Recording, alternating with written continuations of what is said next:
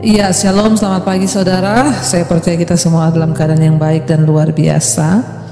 Ya, dan karena itu ya, ketika kita mau hidup sungguh-sungguh mencari Tuhan, maka Tuhanlah yang akan terus memimpin hidup kita sampai kita boleh melihat kemuliaan-Nya dinyatakan dalam hidup kita. Baik, kita akan baca firman Tuhan hari ini. Firman Tuhan terambil dari Roma pasal yang ke-8. Roma pasal yang ke-8 mulai ayat yang ke-15 ya. Roma pasal yang ke-8 ayat 15 sampai dengan ayat yang ke-17. Roma 8 ayat 15 firman Tuhan berkata, sebab kamu tidak menerima roh perbudakan yang membuat kamu menjadi takut lagi, tetapi kamu telah menerima roh yang menjadikan kamu anak Allah. Oleh roh itu kita berseru, ya Aba, ya Bapa. Ayat 16, roh itu bersaksi bersama-sama dengan roh kita bahwa kita adalah anak-anak Allah. Ayat 17, dan jika kita adalah anak-anak Allah, maka kita juga adalah ahli waris. Maksudnya orang-orang yang berhak menerima janji-janji Allah, yang akan menerimanya bersama-sama dengan Kristus, yaitu jika kita menderita bersama-sama dengan Dia, supaya kita juga dipermuliakan bersama-sama dengan Dia. Iya, saudara, firman Tuhan berkata ya, ayat yang ke-15, kamu tidak menerima roh perbudakan yang membuat kamu menjadi takut lagi, tetapi kamu telah menerima roh yang menjadikan kamu anak Allah. Oleh roh itu kita berseru, ya Aba, ya Bapa.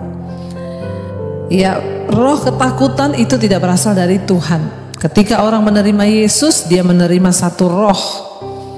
Ya, dan bukan roh perbudakan, tetapi yang membuat kita menjadi takut, tetapi roh yang ya membuat kita berseru, ya Aba, ya Bapa, yaitu roh yang menjadikan kita ini anak Allah.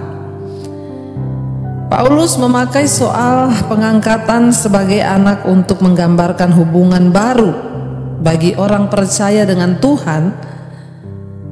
Dalam budaya Romawi, saudara, orang yang diangkat sebagai anak itu kehilangan semua hak di dalam keluarga yang lamanya, dan dia memperoleh semua hak seorang anak yang sah dalam sebuah keluarga barunya.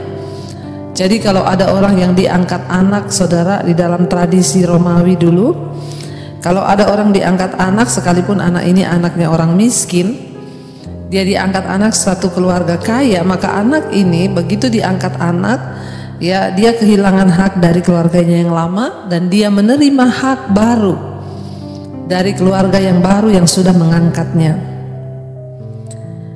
Ya, jadi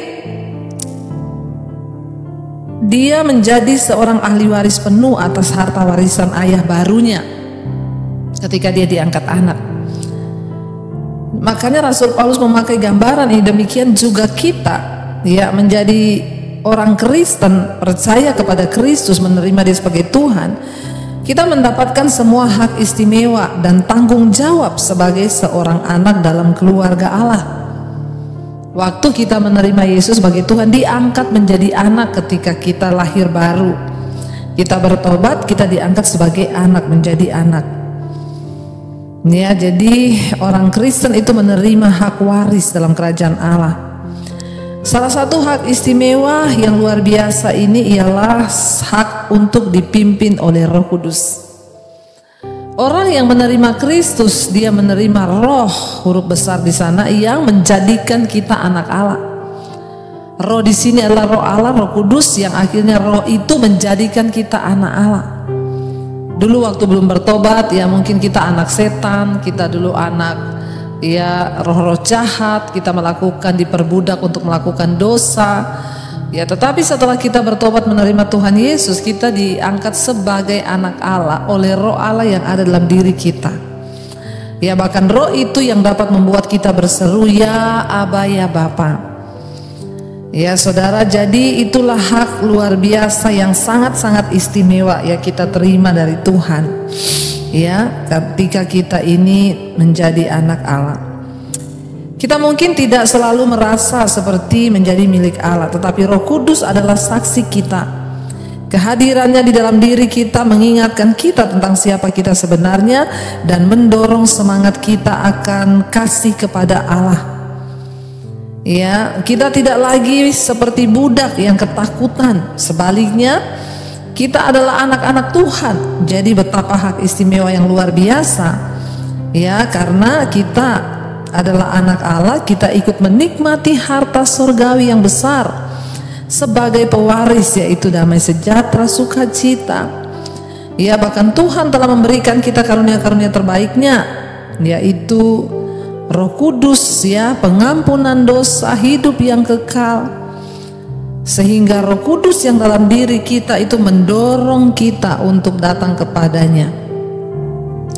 Karena itu orang yang sudah menerima Tuhan dan diangkat sebagai anak Allah, dia memiliki sebuah kerinduan untuk terus mengenal Tuhan. Karena ada roh yang baru dalam dirinya itu yang memaksa dia menjadi anak Allah. Roh itulah yang membuat dia berseru, ya Aba, ya Bapa. Ya, ayat 17 berkata, dan jika kita adalah anak, maka kita juga adalah ahli waris. Maksudnya orang-orang yang berhak menerima janji-janji Allah.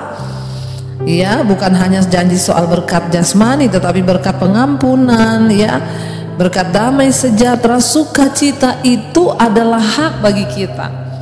Jadi kalau saudara mengaku Kristen tapi saudara tidak menerima janji-janji ini, mari kita bertanya apakah kekristenan kita itu sudah sungguh-sungguh dalam Tuhan atau belum. Ya, dan dikatakan di sana kita ini ahli waris, maksudnya orang-orang yang berhak menerima janji-janji Tuhan. Ya, dan akan menerimanya bersama-sama dengan Kristus, yaitu jika kita menderita bersama-sama Dia, supaya kita juga dipermuliakan bersama-sama dengan Dia. Jadi ketika kita menerima Yesus, kita bukan hanya menerima berkat janji-janji Tuhan, ya, tetapi Alkitab berkata kita juga menerima karunia untuk menderita bersama dengan Kristus. Kita akan menjadi ahli waris kerajaan sorga. Di sana dikatakan, ya, kamu akan menerimanya bersama-sama dengan Kristus, yaitu ketika kita menderita bersama-sama dengan Dia, supaya kita juga dipermuliakan bersama-sama dengan Dia. Hanya orang yang mau menderita bersama Kristus lah yang akan dipermuliakan bersama dengan Kristus. Jadi kalau hari ini saudara tidak mau menderita, jangan bermimpi untuk menerima kemuliaan. Penderitaan adalah jalan menuju kepada kemuliaan. Demikian jugalah Kristus membayar harga di kayu salib untuk dia boleh mencapai kemuliaan. Dia taat menderita di atas kayu salib. Demikian juga saudara dan saya, jangan pernah berpikir menerima kemuliaan, kehormatan, janji-janji Tuhan jika kita tidak mau menderita. Karena ayat ini dengan jelas berkata, yaitu kamu yang akan menerimanya bersama-sama dengan Kristus sesudah jika kita menderita bersama-sama dengan Dia, supaya kita juga dimuliakan bersama-sama dengan Dia. Hanya orang yang mau menderita ia akan dimuliakan. Bayarlah setiap harga yang harus kita bayar hari-hari ini. Mungkin saudara sudah mengalami penderitaan dalam keluarga, dalam kesehatan, keuangan, tetaplah percaya, ya, bahwa Tuhanlah yang sudah mengatur semuanya itu. Dia yang berjalan di depan kita, bahkan Dia meratakan setiap jalan-jalan kita, dan Dia juga Tuhan yang akan menepati janjinya sehingga kita boleh melihat kemuliaannya.